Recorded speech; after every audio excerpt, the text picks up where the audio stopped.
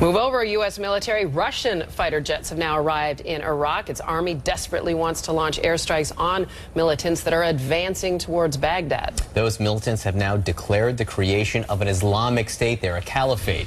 Let's bring in our military analyst, retired Lieutenant Colonel Rick Francona, former military liaison officer to the U.S. Embassy in Baghdad. Rick, let's talk about those Russian jets right now, because the Iraqis, especially the Iraqi government, who seemed to want to do anything to curry favor with the United States, now seems to be going out of its way to poke the U.S. and the U.S. military in the eye. Well, let's look at it another way. It gives them a capability they don't have and they desperately need. The U.S. F-16s that they purchased are not scheduled for delivery till September, so they're not going to see those in operation until the end of the year. They need something right now. The Russians were able to deliver these, and this is impressive. In 2 days, they're going to be operational in 3 to 4.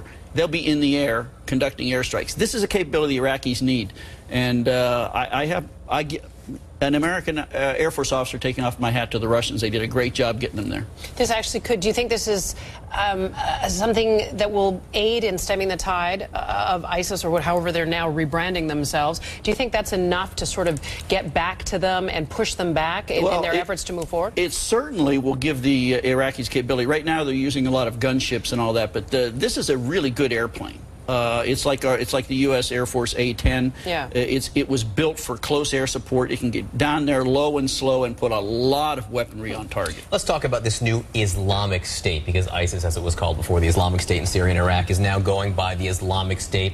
The leader has declared a caliphate, saying he rules, really, Muslims all over the world, but specifically this area. Some people have suggested that this group is overreaching right now. What do you think? Well, I think they're overreaching, but on the other hand, we have seen just in the last 2 days people, different groups in different areas, in Jordan, in the Gaza Strip, signing up for allegiance to this. They said, we want to be part of that. So this is kind of something that coalesces all of these Islamist groups around the world, say this is what we've tried to. I mean, remember, the caliphate was dissolved almost 100 years ago, and they've been striving for that again, and now we've got somebody that actually stands up and said, we own territory, we're going to declare the Islamic State. It's something that these people aspire to, and it really resonates among them. So I don't think we should play this down.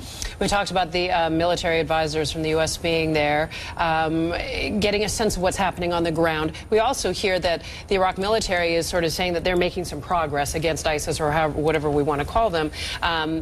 Yet Iraqi people on the ground are telling us they're not seeing signs of presence of troops there. Yeah. There's a big disconnect there is a big disconnect, because and you just can't rely on what the Iraqi government is telling us, and so it's very difficult. Tikrit is the key here. Now, Tikrit itself, to me, isn't that important, but it's what it stands for. And this is the chance for the Iraqi army to get out and throw these people out of Tikrit. If they can't do that with all the weaponry they have, and now these new fighters, if the Iraqi army can't dislodge these Islamists from Tikrit, we've got a much bigger problem. That's pick a fight there, and if they can't do it there, they may not be able to do it Exactly, anywhere. John. Colonel, great to have you here. Really appreciate it.